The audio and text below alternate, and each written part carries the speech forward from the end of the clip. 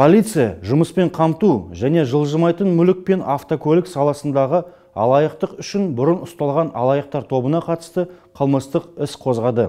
Маңғыстау облысы полиция департаментінің ұйымдасқан қылмысқа қарсы күрес басқармасының қызметкерлері өткен жылы жедел іздестіру іс-шараларын жүргізу барысында алаяқтық фактісін анықтады.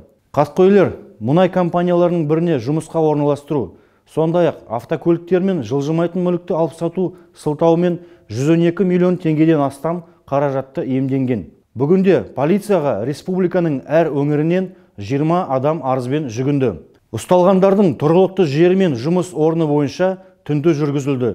Заттай дәлелдемелер тәркіленді.